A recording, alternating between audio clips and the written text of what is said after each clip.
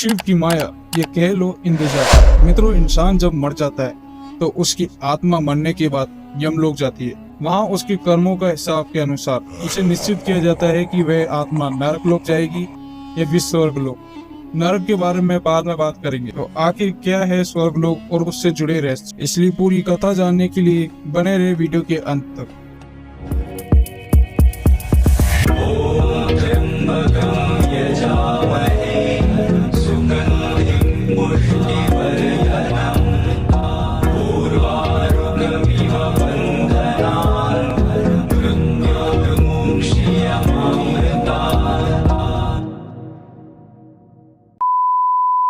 मित्रों, पौराणिक कथा के अनुसार एक बार इंद्र अपने सिंहासन पर बैठे हुए थे। तभी उन्हें देवताओं के साथ असुरों के विरुद्ध युद्ध में हिस्सा लेना पड़ गया और वे युद्ध के लिए चले गए।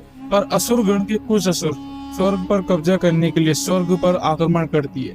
जैसे तैसे इंद्रदेव ने स्वर्ग की रक्षा करी और स्वर्ग पर कब्जा होने से बचा लिया। परंतु कुछ समय बाद धीरे धीरे स्वर्ग को हथियाने के लिए राक्षस लोग आए दिन स्वर्ग पर हमला कर दिया करते थे। यहाँ तक कि नरक के असुर गण भी स्वर्ग को हथियाने के लिए प्रपंच करते रहते थे। इंद्रदेव को यह चिंता दिन पर दिन बढ़ती जा रही। अभी उन्होंने भगवान शिव की आराधना और तप करना शुरू कर दिया। कुछ समय बाद भोले बाबा प्रसन्न हो गए और इंद्रदेव के समक्ष आ गए। तब इंद्र ने स्वर्ग से जुड़ी परेशानी भगवान शिव को बताई। तब भगवान शिव ने उपाय देते हुए इंद्र को माया का रहस्य बताया और यहाँ से प्रारंभ हुआ इंद्रजाल। इसे सबसे पहले इंद्रदेव ने इस्तेमाल किया था, इसलिए इसका नाम इंद्रजाल पड़ गया। इंद्र ने इसे सीखकर स्वर्ग के चारों ओर अपना ये जाल फैला दिया। बड़े बड़े राक्षस जब स्वर्ग पर कब्जा करने आते थे तो उन्हें लगता था कि उन्होंने स्वर्ग को हासिल कर लिया, लेकिन ऐसा कुछ भी नहीं होता। ये सब उनका वहम रहता और वे इंद्र के जाल में फंस जाते थे, जिससे स्वर्ग भी बच जाया करता था। कहा जाता है कि इंद्रजाल से स्वर्ग की एक हूबहू नकल बन जाया करती। जैसे राक्षस गण इसके अंदर जैसे ही जाते थे तो ये बड़ा होता था। जितना अंदर ये वह थे तो ये उतना ज्यादा विस्तार में फैलता जाता। इससे इंद्रदेव बारी बारी टुकड़ों में विभाजित असुरों को बंदी बना लिया करते थे और असलियत में तो स्वर्ग तो कहीं और ही हुआ करता था।